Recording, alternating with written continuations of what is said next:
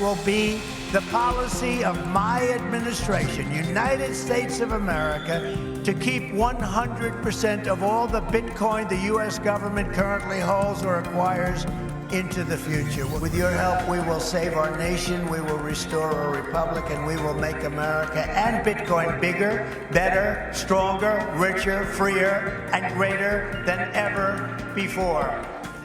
미국 신정부 출범을 계기로 대외 불확실성이라는 새로운 파도가 밀려오고 있습니다. 오늘 아침 거시경제 금융현안 간담회를 통해 금융 외환시장을 점검한 데 이어 현장의 의견을 수렴해 통상환경 변화에 대응하겠습니다.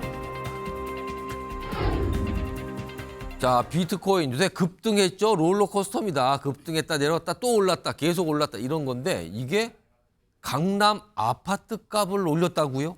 무슨 연관성에 대한 분석이 좀 나왔습니다. 이 얘기 지금부터 좀 해보겠습니다. 우선요.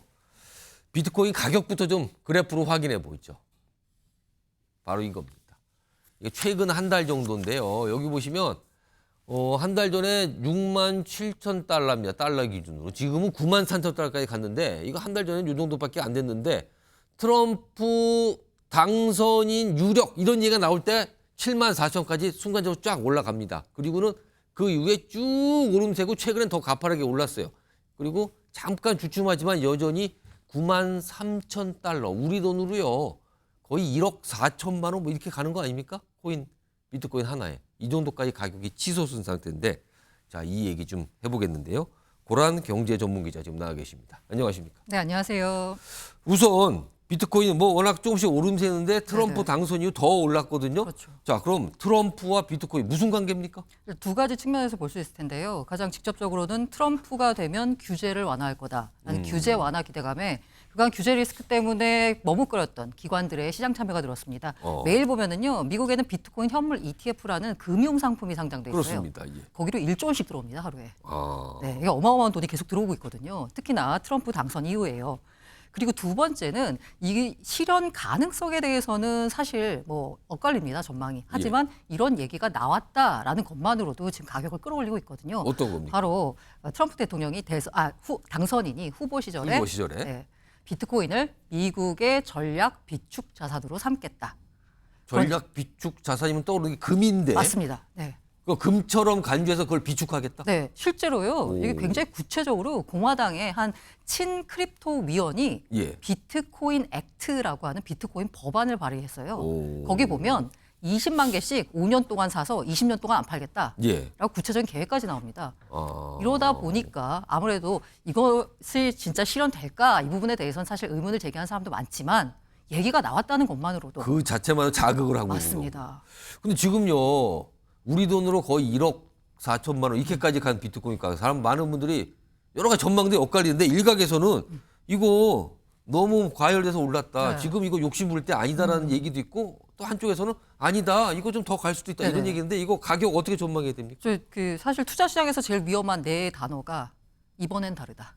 아. This time is different거든요. 예. 그런데 제가 이 말씀을 들으니까 또 거짓말하는 것처럼 비춰질 수 있겠지만 이번엔 다른 것 같습니다. 오. 왜 그러냐면 사실 1차 불장이라고 하는 2차 불장이라고 하는 때 왜 비트코인이 올랐냐라고 보면 개인들이 올렸어요.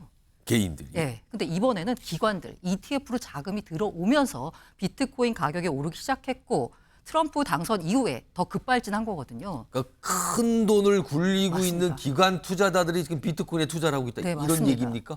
그렇기 때문에 지금 사실 좀 급하게 오른 경향이 있습니다. 예. 그래서 단기적으로는 조정을 말하는 사람들이 있지만 장기적으로는 이 추세가 뭐 바뀌진 않을 것 같다라는 게 대부분 전문가들의 시각입니다. 아, 이게 사실 가격 전망이라는 게 굉장히 신중해야 되고 어렵지만 약간 분위기, 배경은 뭐가 있다는 거예요, 지금요. 이런 상황에서 국내에서 아주 흥미로운 분석이 나왔는데 비트코인과 집값을 같이 놓고 설명한 게 있어요. 화면 좀 보겠습니다. 이런 얘기예요. 그러니까 비트코인 같은 가상자산 수익이 몇 차례 과거에 올랐거든요. 근데 이 오르면 이거를 수익을 실현합니다. 그리고 이 돈으로 재투자를 하는데 이게 부동산, 특히 강남 아파트로 갔다는 거예요, 지금요.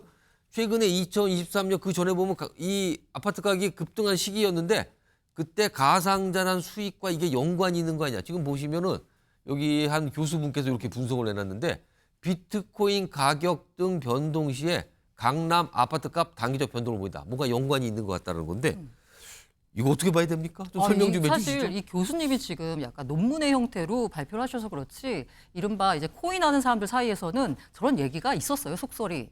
코인에서 돈 벌고 강남에 아파트 샀다더라. 그럼 지금은 이제 올라가지만 이전에도 급등기가 있었는데 그때 많이 올랐을 때 일부 수익을 실현해서 네네. 그 돈으로 강남 아파트로 네. 샀다.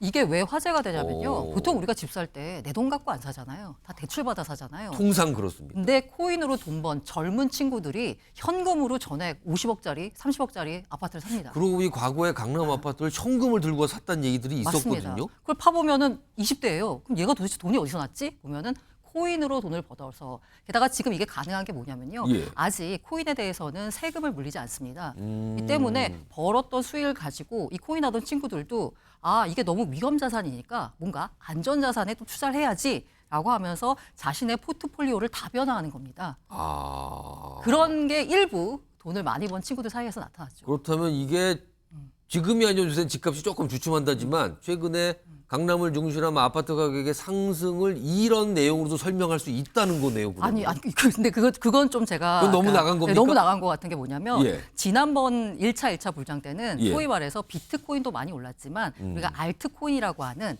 덩치가 더 작은 코인들이 더 많이 올랐어요. 몇십 배가 오르는. 이른바 네. 뭐 표현이 있어요. 아무튼 네, 알트코인 표현이. 맞습니다. 예. 네. 그래서 큰 돈을 번 친구들이 있었거든요. 거기가 더 오히려 더 큰 돈이다. 맞아요. 네. 그런데 이번에는 비트코인만 오르는 시장이거든요. 예. 이 때문에 국내 투자자들의 특징이 뭐냐면 이 약간 한 방을 노리는 좀 성향들이 있습니다. 예. 비트코인 투자하실 때요. 그래서 비트코인 가격이 신고점을 경신했는데도 불구하고 주변에서 보면은 돈 벌었다는 분들이 별로 없어요. 아. 왜냐하면 알트코인 가격은 별로 오르지 않아요. 제가 그 알트코인이 뭐 하루에도 뭐 몇 배씩 오르는 뭐 이런 맞아요. 코인 말하는 거죠, 네, 지금요? 맞습니다. 근데 그게 이번에는 안 오르고 있어요.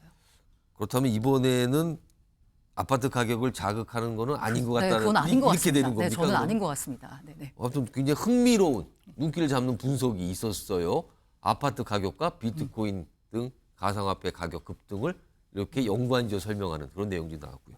그리고요, 요즘에 또 뛰고 있는 게 환율이에요. 원달러 환율. 지금 화면 그래프 있습니다. 보겠습니다. 지금 보시면 이것도 최근 한 달이에요. 지금 한 달 전에 1351원 정도. 근데 쭉쭉 올라갑니다. 쭉쭉 올라가고요. 트럼프 당선 확정 때 쭉 뛰고 빠졌다 다시 올라갑니다. 지금 1406원까지 지금 가는 상황인데요. 엄청납니다. 지금 가파르게. 환율은 왜 이러는 겁니까 지금? 환율 뭐 트럼프의 공약이 아메리카 퍼스트, 아메리카 온리잖아요. 예. 이제 우리 미국만 잘 살면 된다. 그러면서 주변 국가에 어떻게 보면은 그 이익을 자산을 끌어들여서 미국민들을 잘 먹고 잘 살게 하겠다가 트럼프 공약이잖아요. 대표적으로 내세운 게 보편 관세입니다. 관세. 네, 그 실현될지 이거 여부에 대해서도 아직 뭐 설왕설래 말이 많습니다만은 일단 어쨌든 정부가 대책을 세울 때는 최악을 가정해야 되잖아요. 보편 관세로 10에서 20% 관세를 물리겠다는 거예요. 모든 제품에 대해서. 예. 트럼프 일기 때는 특정 국가, 특정 제품에 대해서만 관세를 물리겠다라고 했는데 이제는 예. 모든 국가의 모든 제품에 대해서 물리겠다라는 겁니다. 그럼 결국에는 그 관세라는 거는 세금과 비슷하고 그거는 미국의 정부의 수익으로 가는 거 아닙니까? 그렇습니다. 그 대신 미국 정부가 하는 일이 뭐예요? 미국에 있는 기업들은 세금을 깎아주겠다죠. 그럼 미국 기업들은 좋고 뭔가 더 활성화될 거고. 네, 맞습니다. 그렇다면 미국 경제는 좋아지고 그렇죠. 다른 나라는 힘들어지고 네네. 그럼 달러에 대한 선호는 더 높아지고 이게 그래서 지금 벌써 강달러, 움직이는 네네, 겁니까 네. 지금 그러면? 근데 아직까지 트럼프가 뭐 취임한 것도 아니고요. 대책을 내놓지도 뭐 한 않았지만 것도 없어요 지금요 사실은. 없지만 그렇게 될 것 같다라는 불안감에 먼저 시장이 움직이는 겁니다. 근데 사실 이 환율이 이렇게 올라가면요 네. 이게 수입을 하는 경우가 많기 때문에 국내 물가가 뛰게 되고 네네. 또 특히 직접적으로 피부 느끼신 분은요 해외 나가신 분들 유학생분들은 원화를 달러로 바꿔서 써야 되거든요. 이거 엄청난 부담인데 지금 환율이 원달러 환율이 1,500원까지 갈 수 있다는 얘기 네네. 나오는데 이거 맞습니까? 그렇게 뭐, 봐야 됩니까? 뭔가 순간적으로 충격에 따라서 1,500원까지 갈 수 있다라는 얘기를 하는데 사실 예. 우리가 1,400원 환율도 상당히 비싼 거거든요. 예. 그런데 전문가들 사이에서는 이제 1,400원 환율은 이른바 뉴 노멀로 받아들여야 된다라는 얘기가 나오고 있습니다. 그냥 인정해야 되는 상황이다. 네네. 좀 슬프다고 해야 되나요? 그럼 트럼프 당선인이 이제 대통령이 더 집권하게 되면 본격적으로 뭐가 더 움직일 수 있다는 겁니까? 그럼? 그럴 수도 있는데 안 그러길 그리고 우리 정부가 좀 대책을 세워주길 바랍니다.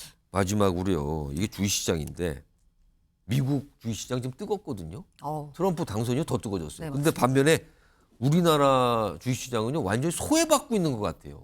이거 왜 이렇게 다른 겁니까? 그 이른바 투자 커뮤니티에서 돌고 있는 재밌는 짤이라고 하죠. 예, 그 미장은 세금을 내고 국장은 뭘 낼까요? 뭘 냅니까? 원금을 냅니다. 그럼 손해 본다는 거 아닙니까? 지금? 그렇죠. 사실 연초 이후로 코스피는 10% 이상 떨어졌고요. 예. 삼성전자 주가 30% 밀렸습니다. 오늘 삼성전자 주가 많이 빠졌어요. 네, 5만 전자가 무너져서요. 4만 전자가 됐거든요. 예, 제가 그 반기 말 기준으로 삼성전자의 소액주주 봤더니 424만 명 정도 되더라고요. 그분들 평균 매수 단가가 7만 원입니다. 근데 지금 5만 원 밑으로. 네, 그러니까 7층에 물려 계시는 424만 명의 통곡 소리가 들리는 셈인 건데요. 예, 그러면서 국장은 안 된다라고 하면서 이분들이 미장으로 또 가시잖아요. 예. 외국인도 국장 팔고 미장으로 가고 있고요. 그러다 보니까 아까 말씀하신 환율 문제 더 심각해지는 거죠. 워낙 팔고 달러 사니까. 또 자극을 하는군요. 환율. 맞습니다. 이거 어떻게 해야 됩니까? 그냥 그럼? 악순환입니다. 지금 이거 어떻게 해야 되는 겁니까? 그럼요. 제가 기자기 때문에 해법을 내놓은 사람은 아니라서요. 예. 일단 문제가 이렇게 심각하다는 걸 정치권이나 우리의 정부가 좀 인지를 했으면 좋겠습니다. 주식 시장이나 비트코인은 뭐 어떻게 본격 손을 못 쓰지만 환율은 사실 정부가 좀 개입할 수 있잖아요. 개입을 해야죠. 해야 하는데 예. 지금 그래서 오늘도 이른바 환율을 좀 안정시키기 위해서 환율을 개입한 단계가 두 가지가 있습니다. 첫 번째는 말로 하는 거. 너 자꾸 이렇게 올라가면 우리가 뭔가 조치에 나설 수 말로 있어. 사인을 주는 거군요. 맞습니다. 지금요. 사실 요 말로 사인을 줬을 때 시장에 먹히면 제일 좋아요. 왜냐하면 정부가 갖고 있는 이 자금, 돈을 안 써도 되거든요. 그렇죠. 말로만 해결하면 제일 맞습니다. 편한 건데. 그런데 시장이 안 믿어요. 말로 하는 걸. 이번에도 이 말빨이 안 먹혔다라고 볼 수 있는데요. 예. 별로 뭐 떨어지지 않았습니다. 환율이. 그러면 다음 단계는 직접 돈을 쓰는 수밖에 없는 써야 거예요. 하는데 문제가 뭐냐면 그 쓸 돈도 또 마땅치 않단 말이에요. 정부가 지금. 네네.